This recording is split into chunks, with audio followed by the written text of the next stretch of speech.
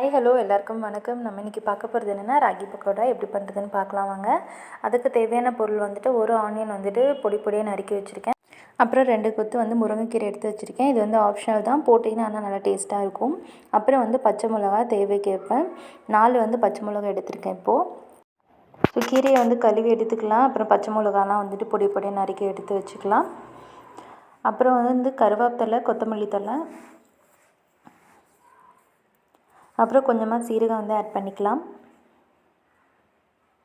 அப்புறம் தேவைக்கேற்ப உப்பு ஆட் பண்ணிக்கலாம். அவ்வளோதான். இப்போ நம்ம ராகி மாவு எடுத்துக்கலாம்.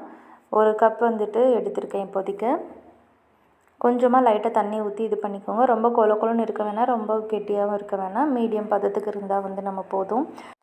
தண்ணி கொஞ்சம் கொஞ்சமாக ஆட் பண்ணி பிணைஞ்சிக்கலாம்.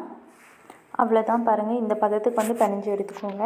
அப்புறம் ஒவ்வொன்றா எண்ணெயில் போட்டு எடுத்துட்டா அவ்வளோதான், நம்மளோட ராகி பக்கோடா ரெடி ஆகிடும். ஸோ இதுக்கு பேன் எடுத்திருக்கேன். அதில் எண்ணெய் ஊற்றி நல்லா காஞ்சிட்ட அப்புறம் ஒவ்வொரு உருண்டையாக நம்ம போட்டுடலாம். ஸோ அவ்வளோதான், எண்ணெய் காஞ்சிடுச்சு. இப்போ ஒரு கரண்டியில் கொஞ்சம் கொஞ்சமாக நம்ம பிணைஞ்சி வச்சுருக்கிற ராகி மாவு எடுத்து எண்ணெயில் போட்டு எடுத்துடலாம்.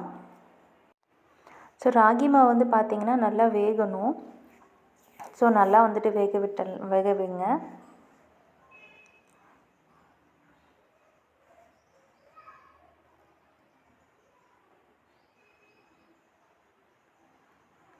உங்கள் சைஸுக்கு ஏற்ற மாதிரி உங்களுக்கு எவ்வளோ தேவையோ குட்டி குட்டியாக போட்டிங்கன்னா நல்லா பக்கோடா மாதிரி நல்லாயிருக்கும்.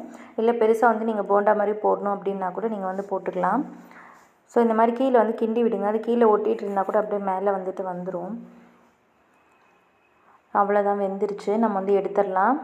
இது நல்ல ஹெல்த்தியான ஸ்நாக்ஸுங்க. குழந்தைங்களுக்கு செஞ்சு கொடுங்க, ரொம்ப விரும்பி சாப்பிடுவாங்க. நான் உங்களுக்கு நம்மளும் நல்லதாக கொடுத்தோன்ற ஒரு திருப்தியும் இருக்கும். இந்த டிஷ் பிடிச்சிருந்தா லைக் பண்ணுங்கள், ஷேர் பண்ணுங்கள், கமெண்ட் பண்ணுங்கள். மறக்காமல் சப்ஸ்கிரைப் பண்ணிக்கோங்க. தேங்க்யூ.